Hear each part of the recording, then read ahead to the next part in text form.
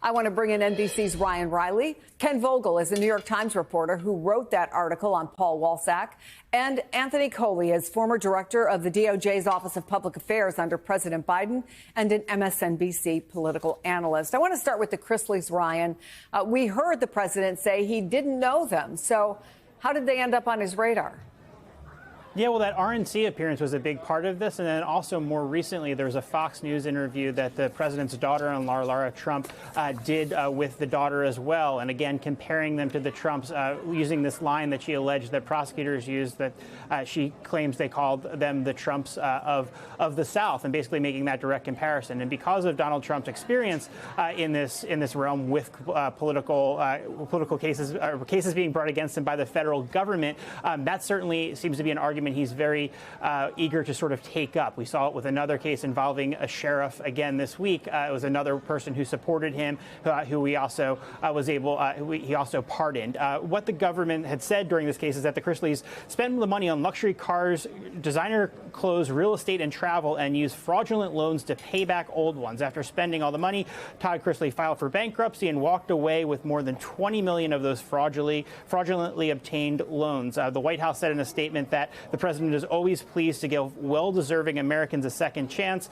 especially those who have been unfairly targeted or overly prosecuted by an unjust justice system. So, now that we have a pardon attorney in place who is also sort of very sympathetic to Donald Trump and has been supportive of the January 6th defendants, for instance, as well as a pardon czar in the White House, that sort of streamlined process involving politically connected individuals, at least, seems to be up and running in terms of churning these cases over very quickly. Chris. Ryan Riley, thank you. So, Anthony, when the president said that they had been given a pretty harsh treatment based on what I'm hearing, is that how pardons are typically decided, based on what I'm hearing? No, not at all. I think what we have here, Chris, is we have brazen corruption at the highest level of the Justice Department of the Trump administration. What's so interesting also as well is that presidential pardons are typically like the get out of jail free cards, right? And what Trump is doing here, he understands the value of these things, and he's not giving them away for free. He wants to benefit in some way politically and legally, and that's what we have in both of these cases. I find it very interesting to me that he announced the pardon of the Chrisleys just hours after Ken Vogel in the New York Times posted this blockbuster story. And I think personally, nobody can get into the mind of Donald Trump, but I think they understood the political liability that Ken's article poses. And I think they were honestly just trying to get ahead of it to divert attention away from these very hard facts in Ken's blockbuster piece. Anthony, I want to play a little of what the Chrisleys' daughter, Savannah, said on Fox News just 10 days ago. Originally, they were not going to prosecute because they said it was very weak. They didn't have the evidence that they needed to prosecute, that it wasn't a case. It took 9 years to issue a federal indictment. Both prosecutors were Democrats. They have donated to Democratic candidates. And at trial, we knew it was game over. We should note that the Chrisleys were convicted by a jury in Georgia after a trial that lasted nearly 3 weeks. That said, they were convicted in 2022. So she's talking about the DOJ that you worked for. So how would you respond to those allegations?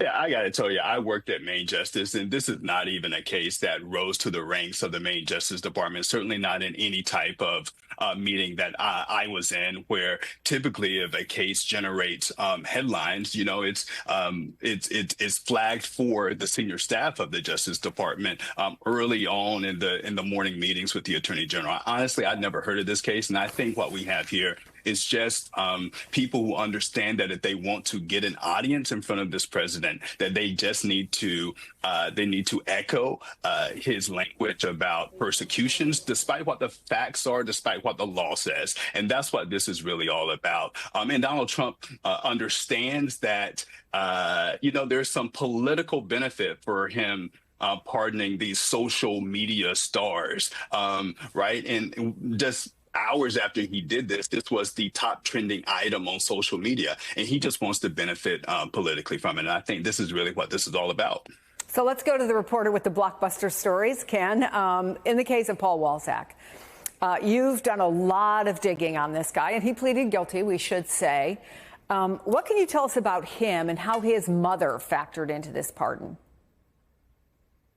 Yeah, it was really interesting. The pardon application, which came in around the time that Trump was inaugurated, dealt as much with his mother and his mother's political activity as it did with his own crimes and trying to explain them away. As you noted, he did plead guilty, so it's always tricky when you have these folks who are making the claim, as a number of the people who have received pardons and commutations from President Trump in his second term have made, that they were politically prosecuted because of their support for President Trump. Well, you pleaded guilty, and that wasn't really a part of the guilty plea. So it's interesting to see them raise it now when they know, as you alluded to, that it will get traction with Trump. In the case of Elizabeth Fago, who is Paul Walzak's mother, it was pointed out in his pardon application that she had been a major fundraiser for Republicans, including President Trump, raising millions of dollars for the campaigns of these Republicans, hosting at least 3 fundraisers for President Trump. And even more than that, they noted in this pardon application her involvement in a plot to expose the addiction diary of Ashley Biden in the run-up to the 2020 election.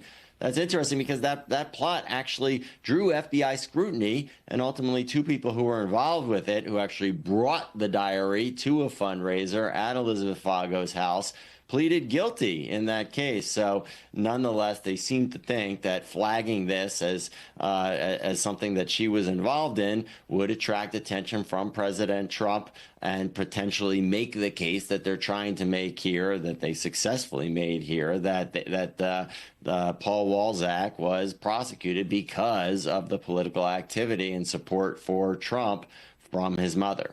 Let me ask you a little bit more about what you said about the pardon application, because part of what you wrote is this.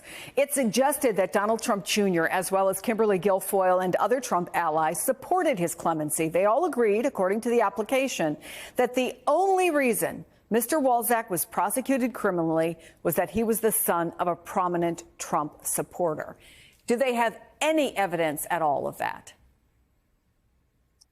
I mean, there's none that I was aware of that was cited in that pardon application. There is sort of generally this idea that the IRS in particular looks for high-profile people to criminally prosecute, to make an example of. And so the argument here would seem to be that he was high-profile, Paul Walzak, because of his mother, not necessarily because of him. It's a bit of an attenuated, maybe even you could say tortured case, but nonetheless, it does really resonate with this argument that Anthony and you have laid out, or this theme that Trump is looking for people to pardon or grant clemency to who are supporters of his, who have made this case that he has made about his own prosecutions, that they were politically motivated. In fact, I'll even throw in one more detail on the Chrisley's pardon application. It actually links their prosecution to prosecutors who have connections to Fani Willis, the Fulton County District Attorney who prosecuted Trump and some of his supporters on the election, the 2020 election interference case. So you see what the buttons are that folks who are seeking pardons think that they need to press to get Trump's attention, and in a lot of these cases, they're right.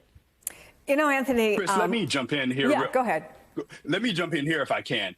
So an important thing in Kenneth's piece is that, number one, Walzak pleaded guilty. He was not found guilty by a jury of his peers. He was not found guilty because of some actions of some type of radical judge. He pleaded guilty voluntarily. The second thing to remember here is this is not a victimless crime.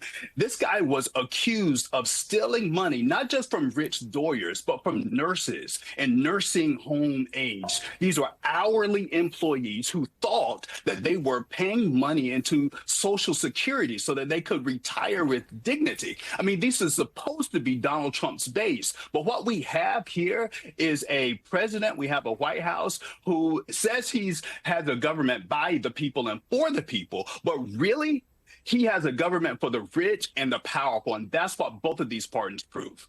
There's something else that strikes me, whether it's a pardon or parole even. One of the key elements has typically been, for a very long time, remorse, right? You have to say, I did something wrong and I'm sorry I did it. We don't see that here. In fact, we see the exact opposite. We see people who say that they are the victims, that the system is being weaponized to use against them. Speak to that change, and if you will, Anthony, what the consequences are for our justice system. Right, you're exactly right. Typically, when we see pardons, it is because there has been some type of miscarriage of justice, right? Typically, people admit guilt. We don't have that here. We literally have, with Walzak, somebody who pleaded guilty voluntarily to a crime. And so the takeaway from his is that you have a two-tiered system of justice where you have government for the rich and the powerful, for people who have access to money, but not for everyone else. And I mean, it's really a sad state of affairs. But honestly, Chris, I think it is a prelude of what is to come with Donald Trump. I mean, Ryan Riley has reported, among others, in the DOJ press corps about the decimation of the public integrity section within the criminal division of the Justice Department. Two of those attorneys prosecuted Walzak. When I was there were more than 30 lawyers within the career staff of the public integrity section. Now, according to the Washington Post, there are less than 5. And then there are reports that a key policy that requires U.S. attorneys across the country to check and many times get approval from the career staffers before approving public corruption cases, that they won't even be able to do that if this policy change comes through. So it's a sad state of affairs in our nation's justice system.